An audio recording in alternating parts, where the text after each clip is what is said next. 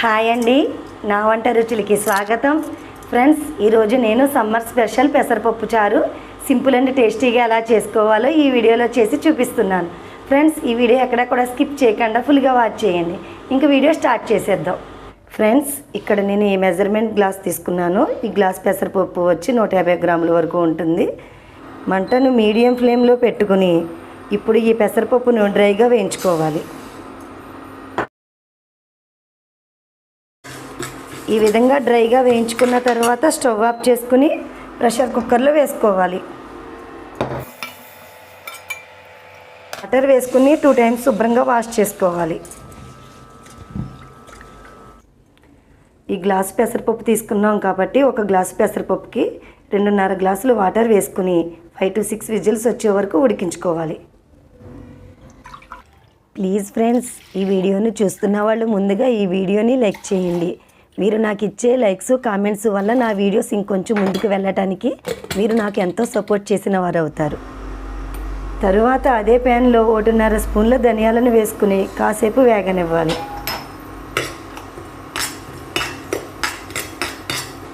ఇవి కొద్దిగా వేగిన తర్వాత ఒక చిన్న టీ స్పూన్ మిరియాలు, ఒక చిన్న టీ స్పూన్ మెంతులు, 6 వెల్లుల్లి రెబ్బలను వేసుకుని వీటిని కూడా కాసేపు వేగనివ్వాలి. ఇవన్నీ వేగిన తర్వాత పావు చెక్క ఎండు కొబ్బరి ముక్కలు, 1/2 స్పూన్ జీలకర్రను కూడా వేసుకుని వీటిని కూడా కాసేపు వేగనివ్వాలి.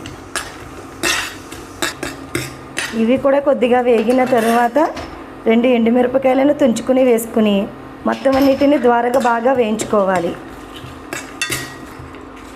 ఇవన్నీ బాగా వేగిన తర్వాత స్టవ్ ఆఫ్ చేసుకుని చల్లారిన తర్వాత మెత్తని పౌడర్ లాగా చేసుకోవాలి. తరువాత అదే గిన్నెలో ఒక చిన్న టీ గ్లాస్తో సగానికి గాను నూనెను వేసుకోవాలి. మీడియం సైజు 2 టమాటాలు, 1.5 ఉల్లిపాయ, 4 పచ్చిమిరపకాయలను తీసుకోవాలి. టమాటాలను ఉల్లిపాయలను ఈ విధంగా క్యూబ్స్ లాగా కట్ చేసుకోవాలి. పచ్చిమిరపకాయలను ఈ విధంగా కట్ చేసుకుని వేసుకోవాలి. ఫ్రెండ్స్, ఇప్పుడు మనం ఈ ఆయిల్లో మనం కట్ చేసుకున్న ఉల్లిపాయలు అలాగే పచ్చిమిరపకాయలు మరియు టమాటాలను వేసుకుని వేగనివ్వాలి. ఈ ముక్కలు వేగటానికి సరిపడా ఉప్పును కూడా వేసుకోవాలి.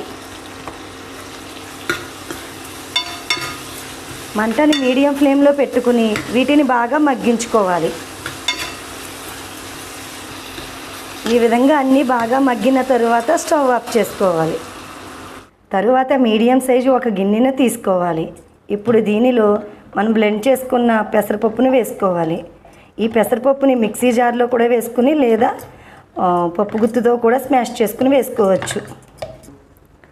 ఇప్పుడు ఈ పెసరపప్పులో 1.5 లీటర్ వరకు వాటర్ వేసుకోవాలి.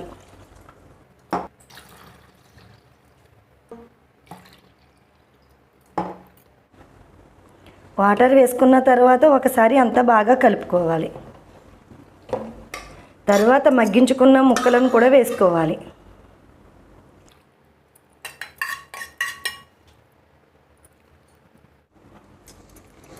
ఇప్పుడు దీనిలో 1 స్పూన్ కారం, రుచికి సరిపడా ఉప్పు, ఒక చిన్న టీ స్పూన్ పసుపు వేసుకోవాలి. కారం ఎక్కువగా వేసుకోకూడదు. ఇవన్నీ వేసుకున్న తర్వాత ఒకసారి అంతా బాగా కలుపుకోవాలి. ఈ పెసరపప్పు చారు కందిపప్పు చారులాగా కాకుండా ఈ విధంగా కొంచెం పలచగానే ఉంటుంది. మళ్ళీ స్టవ్ ఆన్ చేసుకుని ఒకసారి అంతా బాగా కలుపుకుని స్టవ్ మీద గిన్నెను పెట్టుకుని మరిగించుకోవాలి. ఈ విధంగా పొంగు వచ్చిన తర్వాత మంటని మీడియం ఫ్లేమ్లో పెట్టుకుని 10 నుంచి 15 నిమిషాల పాటు మరిగించుకోవాలి. 5 నిమిషాలు మరిగిన తర్వాత మనం గ్రైండ్ చేసుకున్న మసాలా పౌడర్ 2 స్పూన్స్ వేసుకోవాలి. అలాగే కొద్దిగా కొత్తిమీరను కూడా వేసుకోవాలి.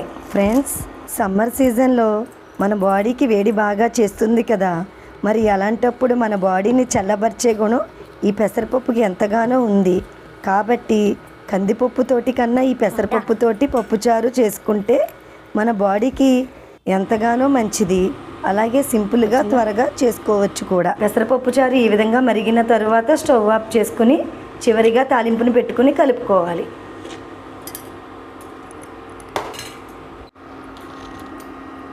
తరువాత ఇదే ప్యాన్లో ఇంకో 2 స్పూన్లు నెయ్యిని వేసుకోవాలి. నెయ్యి కొద్దిగా హీట్ అయిన తర్వాత అర స్పూన్ ఆవాలను వేసుకుని చిటపట అనే వరకు వేగనివ్వాలి.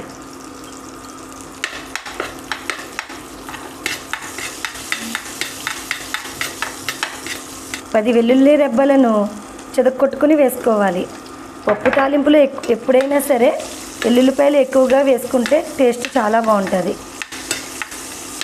ఇది కొద్దిగా వేగిన తరువాత చిన్న అల్లం ముక్కను చిన్న ముక్కలుగా కట్ చేసుకుని వేసుకోవాలి. అలాగే చిన్న ఉల్లిపాయను కూడా చీరికలుగా కట్ చేసుకుని వేసుకోవాలి. ఇప్పుడు వీటిని బాగా వేగనివ్వాలి. కొద్దిగా వేగిన తరువాత కొద్దిగా ఇంగువ, అర స్పూన్ జీలకర్రను కూడా వేసుకుని బాగా వేగనివ్వాలి. ఇవి కొద్దిగా వేగిన తరువాత 3 ఎండుమిరపకాయలను తుంచుకుని వేసుకోవాలి. ఇప్పుడు వీటన్నిటిని బాగా వేగనివ్వాలి. ఇవన్నీ బాగా వేగిన తరువాత చివరిగా కరివేపాకు మరియు కొత్తిమీరని వేసుకుని బాగా వేగనివ్వాలి. ఫ్రెండ్స్, దీనికన్నా ముందు వేరే ఛానల్ ఉన్నదని చెప్పాను కదా, ఆ ఛానల్కి సంబంధించిన లింక్ డిస్క్రిప్షన్లో పెడతాను.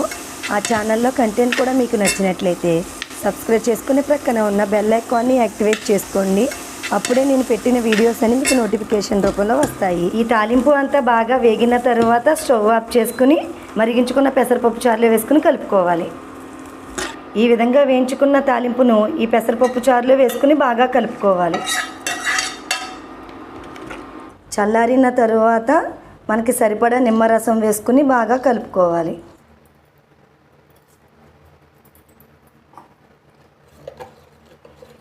అంతే ఫ్రెండ్స్, సింపుల్ అండ్ టేస్టీగా ఉండే సమ్మర్ స్పెషల్ పెసరపప్పు చారు రెడీ. మరి మీరు కూడా ఇదే విధంగా ట్రై చేసి మరి మీకు ఎలా వచ్చిందో క్రింద ఇచ్చిన కామెంట్ సెక్షన్లో తెలపండి.